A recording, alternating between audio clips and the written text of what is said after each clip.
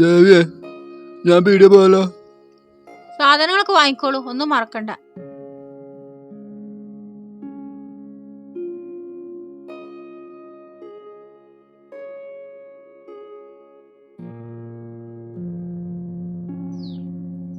അയ്യാ, സഞ്ചി എടുത്തില്ലല്ലോ.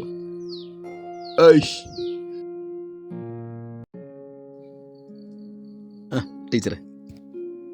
ആ മാഷ കേറിയിരിക്ക്. ടീച്ചർ വീട്ടിൽ നിന്ന് വർക്കാണോ? ഇംഗ്ലീഷിന്റെ പേപ്പർ കുറച്ച് നോക്കാണ്ടായിരുന്നു. മാഷേ, ചേച്ചിന്റെ റിട്ടയർമെന്റ് കഴിഞ്ഞെന്നാ വന്നേ? ഞാനൊരു 7:10. ടീച്ചറെ, ഞാൻ ആ മറ്റേ കാര്യം സംസാരിക്കാൻ വേണ്ടിയിട്ട് അങ്ങോട്ട് വന്ന്.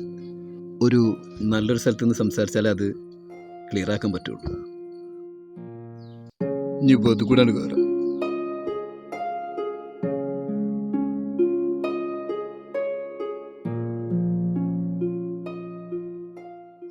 ടീച്ചറെ, ഞാൻ വരുമ്പോൾ ഹസ്ബൻഡിനെ കണ്ടിരുന്നു, അങ്ങോട്ട് പോകുന്നുണ്ട്.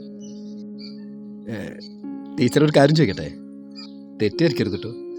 ടീച്ചർ ഇഷ്ടപ്പെട്ടിട്ട് തന്നെയാണോ അദ്ദേഹത്തെ കല്യാണം കഴിച്ചത്? അതോ നിങ്ങളെ ബന്ധുവല്ലതാണോ? എന്റെ അമ്മായിന്റെ മോനാണ്, അവരന്നേ എടുത്ത തീരുമാനം. അന്ന് ടീച്ചർക്ക് ജോലി ഉണ്ടായിരുന്നു? ഇല്ല. അന്ന് എതിർത്തൂടായിരുന്നു? എങ്ങനെ എതിർക്കാനാ? അന്ന് നമ്മളെ സങ്കല്പത്തിനൊന്നും ഒരു വിലയില്ലായിരുന്നു. പിന്നെ കുട്ടികളെ കയ്യിലേ പിന്മാറാനും പറ്റൂലല്ലോ. ഇനി അങ്ങനെ അവിടെ പോട്ടെ.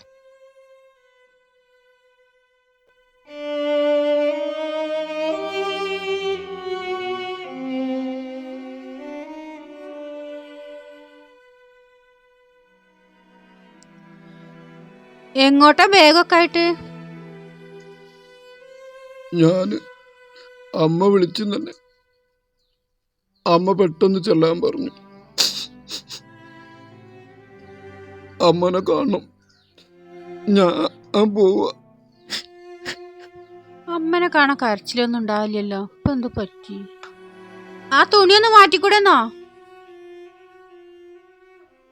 ഈ അമ്മായിന്റെ അടുക്ക് വിളിച്ചോ? അമ്മായിന്റെ അടുക്ക് വിളിച്ചു, അച്ഛമ്മനോട് വിളിച്ചു, മാമനോട് വിളിച്ചു. അങ്ങോട്ടൊന്നും അച്ഛൻ എത്തിയില്ലെന്നാ പറഞ്ഞേ. എന്റെ അച്ഛൻ 4-5 ദിവസമായാലും ഇവിടുന്ന് പോയിട്ട് എവിടെ പോയാവോ? ആ അമ്മ, ഇന്നാള് മാഷ് വന്ന നിങ്ങൾ രണ്ടാളി വർത്താനം കേട്ട് അച്ഛൻ ഇവിടുന്ന് ഇങ്ങനെ കരയുന്നുണ്ടെന്ന്. അമ്മ വിളിച്ചു തന്നെ. അമ്മ പെട്ടെന്ന് ചെല്ലാൻ പറഞ്ഞു. അന്ന് നമ്മളെ സങ്കല്പത്തിനൊന്നും ഒരു വിലയില്ലായിരുന്നു.